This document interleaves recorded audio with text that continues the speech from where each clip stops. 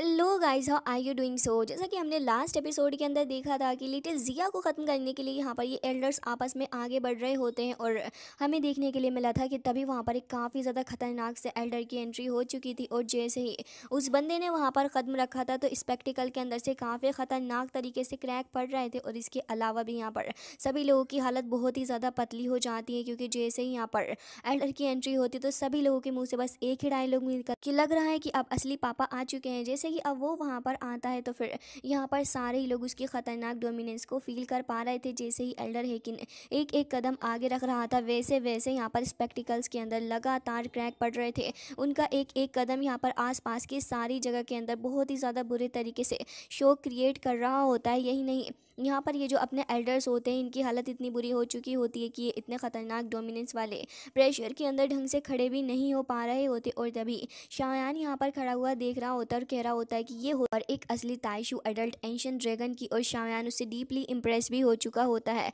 जिसके साथ ही यहाँ पर हमें देखने के लिए मिलता है कि हुआंग शुआन और बाकी सारे जो थे वो तो उसके सामने खड़े हुए होते हैं, लेकिन अब वो कह रहे होते हैं कि चलो मैं यहाँ पर आ चुका हूँ, चलो बताओ तुम आखिर क्या करोगे। लेकिन यहाँ पर हुआंग शुआंग की तो खुद बैंड बजी पड़ी थी। वो तो यही सोच रहा होता है कि मुझे छोड़ दो बड़े भाई, मैं तो समझ गया हूँ कि मैं तुम्हारे सामने कुछ भी नहीं हूँ। हालांकि यहाँ पर तभी ये जो बंदा बिंगे था वो अभी भी सोच रहा होता है कि एल्डर हेकिंग के सामने उसका कुछ तो चांसेस है। और वो कह रहा होता है कि लग रहा है कि यहाँ पर शायद ये लड़की इन लोगों से ही बिलोंग करती है। वो समझ चुके होते हैं कि जिया कोई ऐसे ही ऑफेंड करने वाली चीज़ नहीं है जिसको ऐसे ही ऑफेंड कर दिया जाए। जिसके बाद वो कहने लगा होता है कि सीनियर ताइशु एंशिएंट ड्रैगन जो है वो आपकी क्लैन से बिलोंग करता है, मैं मानता हूँ, लेकिन ये जो लड़की है इस लड़की ने ही तो हमारे साथ में चीज़ें स्टार्ट करी थी, हम कौन सा कुछ कर रहे थे।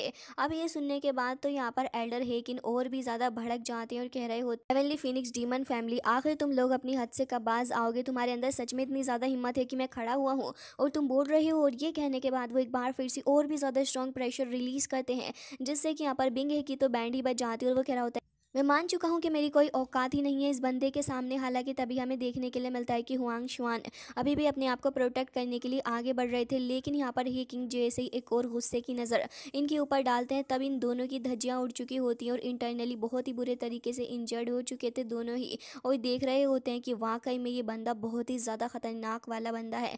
जबकि हेकिन कह रहे होते हैं कि तुम्हारी कितनी बड़ी हिम्मत है कि तुमने एक छोटी लड़की को इतने बुरे तरीके से बुली किया है। तुम्हें सच में लगता है कि यहाँ पर मैं तुम्हारी साइड लूँगा, जबकि तुम यहाँ पर इसको इतने बुरे तरीके से कंप्लेन कर रहे हो इसके बारे में। जबकि हमें देखने के लिए मिलता है कि बाकी सारे ट्राइब एल्डर भी वहाँ पर आके खड़े हो चुके थे और कह रहे होते हैं कि तुम जैसे बास्टर्ड्स को मेरी आंखों के सामने से पहले ही हट जाना चाहिए था। चलो बताओ कि आखिर तुम में से किसके अंदर इतनी हिम्मत है कि वो मेरे सामने आकर खड़ा हो और आकर मुझसे फाइट करे। अब यहाँ पर ये सब कुछ सुनने के बाद अब एल्डर शुआंग शुआन जो थे वो कह रहे होते हैं कि लग रहा है कि हमारी ही गलती है, वाकई में हमारी गलती है, हमें ऐसा नहीं करना चाहिए था।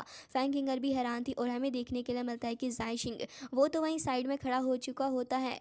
वैसे तो ये इतनी बड़ी बड़ी बातें फेंकता है, लेकिन अब बिल्कुल चुपचाप होकर साइड में खड़ा है, जैसे कि मैंने तो कुछ किया ही नहीं वाला एटीट्यूड।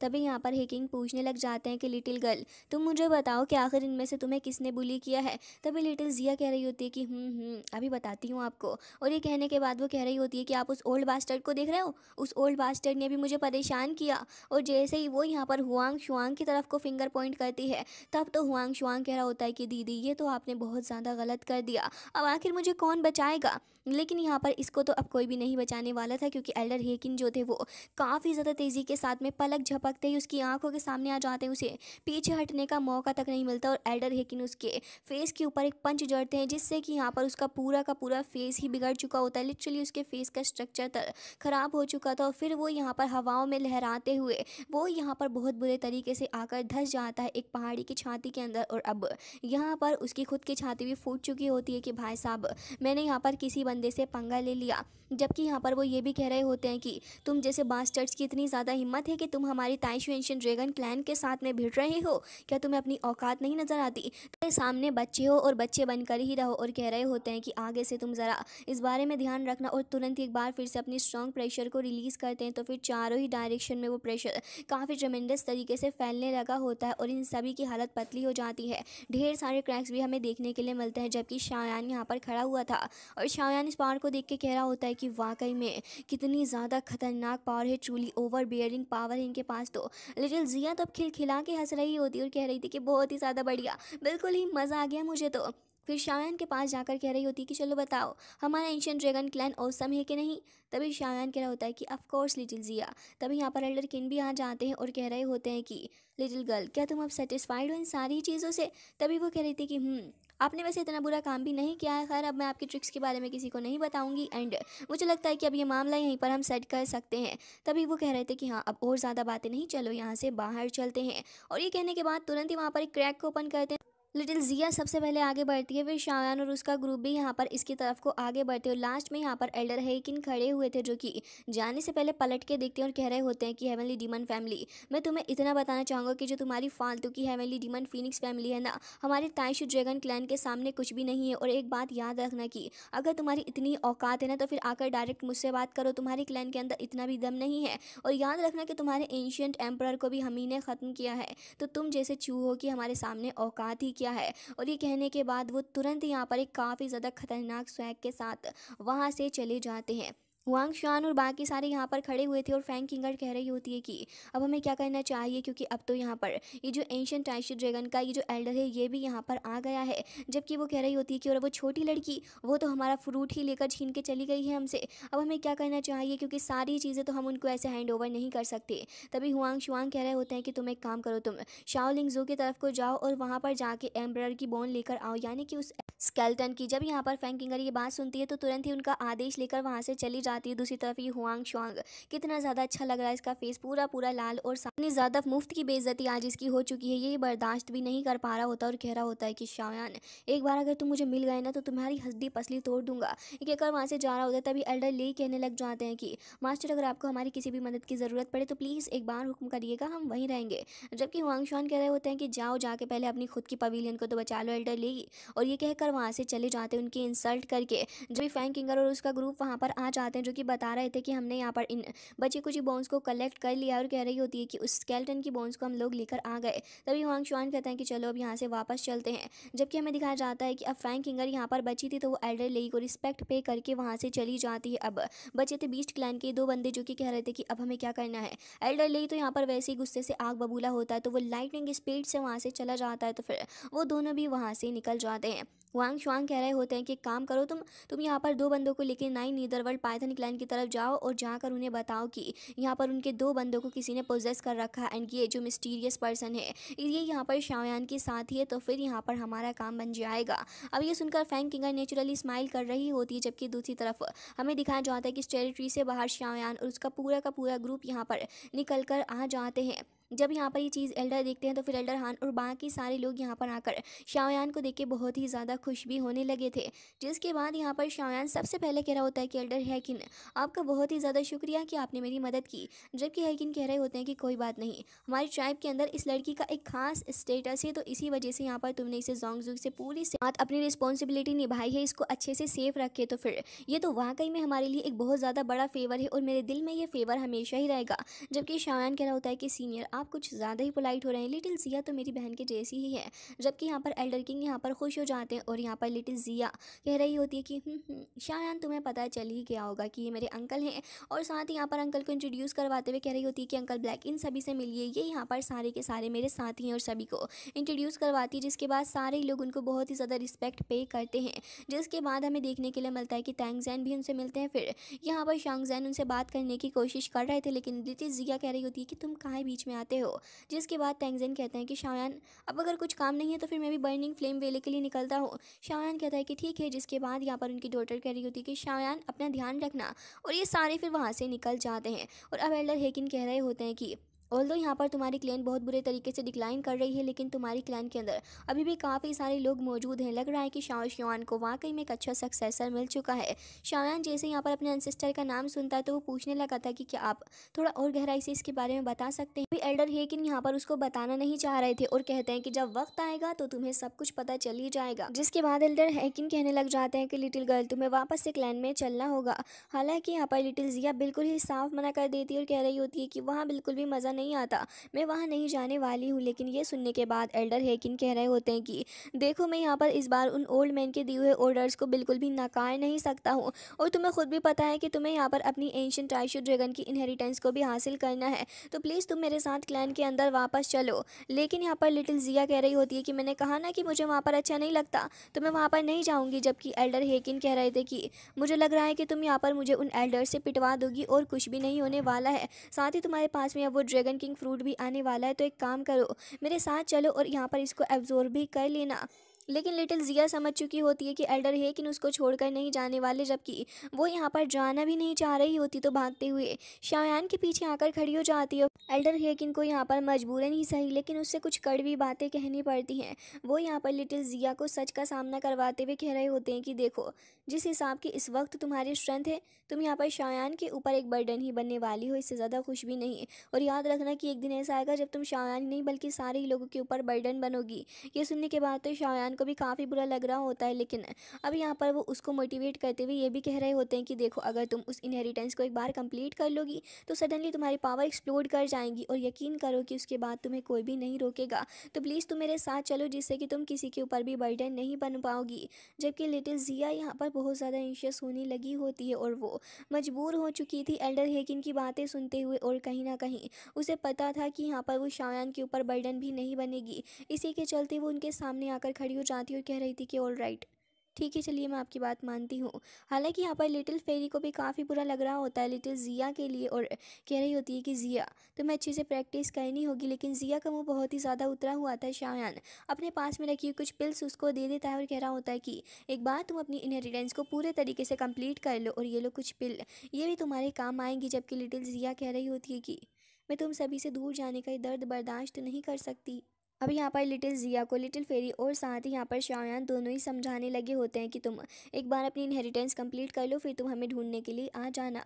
जिसके बाद वो बेचारी रोते रोते वहाँ से जा रही होती है और काफ़ी ज़्यादा हताश भी हो गई थी। लेकिन फिर माहौल को चेंज करने के लिए वो तुरंत ही अपने टीयर्स को साफ कर लेती है और कह रही होती है कि तुम्हें यहाँ पर रहना होगा शायान, और याद रखना कि तुम मुझसे बिल्कुल भी सरप्राइज नहीं हो जाओ। इस चीज़ के लिए तुम्हें ध्यान रखना और अच्छे से एडवांस तरीके से प्रैक्टिस करना। साथ ही शायान से कह रही होती है कि मेरे लिए पहले पिल बना के रख लो, जिससे कि मैं वापस आऊँ तो ना तुम्हें परेशानी हो ना मुझे। शायान कहता है कि ठीक है। जिसके बाद वो यहाँ पर बाय बोलती है। हालांकि है कि इनको भी बुरा लग रहा होता है लिटिल जिया के लिए, लेकिन फिर वो कह रहे होते हैं कि शॉन्गजन, तुम यहाँ आओ, तुम भी यहाँ पर हमारे क्लैन से बिलोंग करते हो, और कह रहे होते हैं कि तुम्हारे जो एल्डर्स थे वो भी हमसे बिलोंग करते थे। वही सुनकर काफ़ी ज़्यादा खुश हो जाता है, तुरंत ही उनको ग्रीट करने लगा था। वो ये कह रहे होते हैं कि अब तुम मेरे साथ ही चलोगे हमारे क्लैन के अंदर, और ये ग्रेट अपॉर्चुनिटी के साथ में वो इन दोनों को ही वहाँ से लेकर चले जाते हैं। जिसके बाद हमें देखने के लिए मिलता है कि शायान कह रहा होता है कि सोल पैलेस ने मेरे फादर को अपने पास में रखा हुआ है ना, तो मैं उसको छोड़ूंगा नहीं। और कह रहा होता है कि सोल पैलेस तुम तैयार रहना। और साथ ही यहाँ पर यकीन कह रहे होते हैं कि ठीक है, तो अब फाइनल गुड बाय कहने का समय आ चुका है माय फ्रेंड। और ये कहकर वो वहाँ से चले जाते हैं। शायान यहाँ पर कह रहा होता है कि इस लिटिल गर्ल को मैं काफ़ी मिस करने वाला हूँ, लेकिन कोई बात नहीं, बाद में हम लोग दोबारा से मिलेंगे। और ये कहकर शायान कह रहा होता है कि चलो तो फिर अब हम लोग वापस चलते हैं। और यहाँ पर कह रहा होता है कि अब जब टीचर की प्रॉब्लम सॉल्व हो ही चुकी है, तो मुकिंग लुआन अब यहाँ पर हमें कोऑपरेट करना होगा। और कह रहे होते हैं कि एल्डर है, आप यहाँ पर सारे ही लोगों को गैदर कर लें जितना ज़्यादा जल्दी हो सके, क्योंकि अब हमें वापस निकलना है स्टार पवेलियन के लिए। और ये कहकर ये सभी वहाँ से निकल जाते हैं। जबकि हमें देखने के लिए मिलता है कि यहाँ पर ये जो अपनी 9 नीदरवर्ल्ड पाइथन क्लैन होती है, इसकी टेरिटरी के अंदर यहाँ पर मुकिंग लुआन आ रही होती है, तो वहाँ के सिपाही आकर उसे रोकते हैं और कह रहे थे कि तुम्हारी हिम्मत कैसे हो यहाँ पर आने की। लेकिन इतनी देर में वो यहाँ पर अपने हेवनली ओरा को सर्च करती है, तो फिर वो बंदा समझ जाता है कि तो हेवनली डीमन फिनिक्स ट्राइब से है। और मुकिंग लुआन यहाँ पर आकर कह रही होती है कि मैंने सुना है कि रिसेंटली तुम्हारी क्लैन के 2 स्ट्रॉन्ग बंदे वहाँ से डिसअपियर हो गए हैं, तो मुझे लग रहा है कि यहाँ पर मैं तुम्हारे लिए एक अच्छी न्यूज़ लेकर आई हूँ। लेकिन वो बंदा कह रहा होता है कि कौन सी न्यूज़, और हम तुम्हारे ऊपर भरोसा क्यों करें। तभी वो कहती है कि लास्ट चांस है, तुम अपने लोगों को ढूंढ सकते हो, बाकी तुम्हारी मर्जी।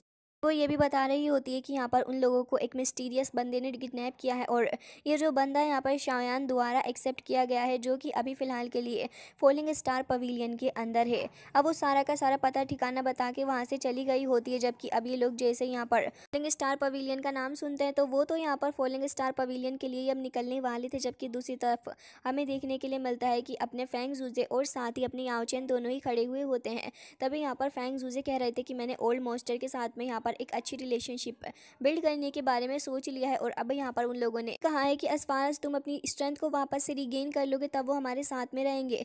जिसके बाद याओ चेन कह रहे होते हैं कि एक बार बस मैं अपनी पीक स्ट्रेंथ को हासिल कर लूँ, और कह रहे थे कि फिर तो मैं यहाँ पर इस सोल पैलेस से पंगा लूंगा, भिड़ जाऊंगा पूरे तरीके से। तभी फेंग जूजे कहने लग जाते हैं कि हाँ तुमने सही कहा, शाओयान और उसके फ्रेंड्स को गए हुए भी काफ़ी वक्त हो चुका है। उम्मीद करता हूँ कि उसे वो फ्रूट मिल चुका हो, क्योंकि वो फ्रूट एक्सट्रीमली प्रीशियस है और यहाँ पर काफ़ी सारे लोग उसके पीछे पड़े हुए हैं। लेकिन इतनी देर में यहाँ पर इन्हें शाओयान का ऑरा महसूस होता है और सभी लोग कह रहे थे कि यंग मास्टर शाओयान आ गए हैं। अब यहाँ पर तुरंत ये दोनों ही आकर खड़े हो जाते हैं। शाओयान भी तुरंत ही अपने मास्टर के पास आ जाता है, फिर मास्टर को ग्रीट करता है। फिर वो पूछते हैं कि तुम ठीक तो हो? शाओयान कह रहा होता है कि हाँ बिल्कुल, और मैं वो सोल ड्रैगन बेबी फ्रूट भी लेकर आ चुका। फिर हमें होल का सीन दिखाया जाता है जहाँ पर शाओयान अपने मास्टर को फ्रूट प्रेजेंट करता है, तो वो इसे देखकर कह रहे थे कि इंडीड ये वही फ्रूट है, वो भी बेस्ट क्वालिटी का। फेंग जूजे कह रहे हो कि ये तो एक बहुत ही ज़्यादा अच्छा काम हो गया, और साथ ही शाओयान ने यहाँ पर मुझे पहले ही जेड स्पिरिट भी सौंप दिया था, जिससे कि यहाँ पर तुम्हारी काफ़ी ज़्यादा हेल्प हो जाएगी। लग रहा है कि तुम्हारी सोल एनर्जी बहुत ही जल्दी वापस आने वाली है याओ चेन। जबकि मास्टर याओ चेन कह रहे होते हैं कि आप सभी का बहुत बहुत शुक्रिया कि आपने इतनी ज़्यादा मेहनत की। तो लिटिल फेरी कह रही होती है कि ऐसी कोई भी बात नहीं है, हम सारे ही शाओयान के दोस्त हैं। और तभी मास्टर तियान वो भी कह रहे थे कि ऑफ कोर्स।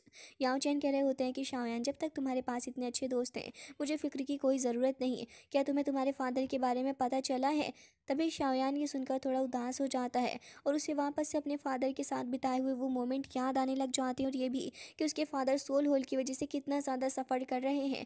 तभी शाओयान कह रहा होता है कि टीचर, क्या आपको पता है कि जोंगजू के अंदर आखिर कहाँ पर ऐसा सोल पैलेस है जहाँ पे मेरे फादर को इम्प्रिजन किया गया? तभी वो कह रहे थे कि अनफॉर्चुनेटली जोंगजू के अंदर तो नहीं है शाओयान। फिर शाओयान और भी ज़्यादा उदास हो जाता है। फिर वो कह रहे थे कि तुम्हें नहीं पता, लेकिन सोल पैलेस का बैकग्राउंड बहुत ही ज़्यादा स्ट्रॉन्ग है। जितना सिंपल ये दिखाई देता है इतना ज़्यादा सिंपल नहीं। वो बताते हैं कि सोल पैलेस मिस्ट्री से भरा हुआ है, और साथ ही सोल पैलेस जो है वो यहाँ पर एक मिस्टीरियस सोल क्लैन के साथ में कनेक्टेड है। शाओयान ये सुनकर कहता है कि तो क्या ये सेम ही है सोल पैलेस की तरह? तभी वो कह रहे थे कि नहीं, ये सेम नहीं है बल्कि अलग है। शाओयान कह रहा होता है कि वाकई में सोल क्लैन बहुत ही ज़्यादा स्ट्रॉन्ग है, लेकिन फिर भी मैं अपने फादर को बचा कर रहूँगा। तो यहाँ पर मास्टर कहने लग जाते हैं कि बिल्कुल हम उन्हें बचाएंगे, भले ही प्राइज़ मुझे अपनी जान देकर ही क्यों ना पे करना पड़े। जबकि तभी यहाँ पर ये जो लड़की किंगलिन थी उसको अजीब से चक्कर आने लग जाते हैं। देखते ही देखते वो वहीं पर बेहोश हो गई थी। तभी सारे लोग उसके अराउंड आकर चेक करने लग जाते हैं। अब यहाँ पर लिटिल फेरी डॉक्टर बताती है कि जो वेनम है वो यहाँ पर इफेक्ट डाल रहा है इसके ऊपर। तो शाओयान तुरंत ही उसे मेन होल की तरफ लेकर चला जाता है, और वहाँ पर ले जाकर शाओयान एक लिक्विड बना रहा था जो कि गोल्डन एनर्जी के साथ में शाओयान ने फुल कर दिया होता है। फिर शाओयान यहाँ पर इस बीस्ट सिक्स की पावर्स को लेता है, और हमें देखने के लिए मिलता है कि कंपनसेशन के तौर पर शाओयान उसको कुछ पिल्स भी दे देता है, जिसके बाद शाओयान यूज़ करने वाला था इस बीस्ट से प्राप्त हुई इस चीज़ को। और हमें दिखाया जाता है कि लिक्विड के थ्रू होते हुए अब जैसे ही वो यहाँ पर जाती है तो वो कंडेंस होकर कुछ गोल्डन मिनी बॉल्स के अंदर कन्वर्ट हो जाती है। फिर शाओयान हेवनली फ्लेम से यहाँ पर उसको और भी ज़्यादा चार्ज अप कर देता है, जिसके बाद ही गोल्डन एनर्जी यहाँ पर किंगलिन की बॉडी के चारों ही तरफ फैल चुकी होती है। धीरे धीरे करके यहाँ पर अब उसने अपना असर दिखाना शुरू कर दिया था, और यहाँ पर देखने के लिए मिलता है कि वेनम धीरे धीरे करके हट रहा होता है किंगलिन की बॉडी से। शाओयान कह रहा होता है कि मुझे और भी ज़्यादा फास्टर स्पीड करनी होगी। जैसे धीरे धीरे ये इफेक्ट कम हो रहा होता है, वैसे वैसे हमें देखने के लिए मिलता है कि ऐसे ही काफ़ी ज़्यादा दिन निकल चुके होते हैं। शाओयान अभी तक लगा पड़ा हुआ होता है। किंगलिन को भी काफ़ी पेन हो रहा था। शाओयान कुछ और मेडिसिनल हर्ब्स का इस्तेमाल करता है, और वापस से उस लिक्विड के थ्रू करते हुए उसको किंगलिन की बॉडी के अंदर यूज़ कर रहा था, जिससे कि उसकी बॉडी के अंदर से कुछ तो डार्क टॉक्सिन्स बाहर निकल रहे थे। शाओयान कहता है कि बस अब थोड़ी देर और उसके बाद ही कम्प्लीटली इसकी बॉडी से ख़त्म हो जाएगा। लेकिन शाओयान नोटिस करता है कि अब तो यहाँ पर उसकी बॉडी से वो ऑरा निकलने के बाद वो काफ़ी ज़्यादा अजीब सी हरकतें कर रही है। उसके फोरहेड के ऊपर एक खास तरीके का सिंबल शाओयान देख पा रहा था। फिर तो उसके आसपास से काफ़ी ज़्यादा स्ट्रॉन्ग सी वियर्ड सी एनर्जी शाओयान निकलते हुए देखता है, और हमें देखने के लिए मिलता है कि जब यहाँ पर किंगलिन चिल्लाती है तो उसके अराउंड बहुत ही ज़्यादा खतरनाक तरीके का ऑरा फैल जाता है। गाइस, शाओयान जब अपनी आंखों के सामने देखता है तो वो इस नज़ारे को देखकर हैरान था, क्योंकि यहाँ पर हमें देखने के लिए मिलते हैं एंशिएंट सर्पेंट, जो कि यहाँ पर काफ़ी वक्त पहले ही विलुप्त हो चुके हैं, लेकिन अब उनकी स्पिरिट यहाँ पर किंगलिन के पास है। एंड गाइस, इसी के साथ ये एपिसोड एंड हो जाता है। आई होप कि आपको पसंद आया होगा। मिलते हैं नेक्स्ट वीडियो में, तब तक के लिए bye bye, take care of yourself.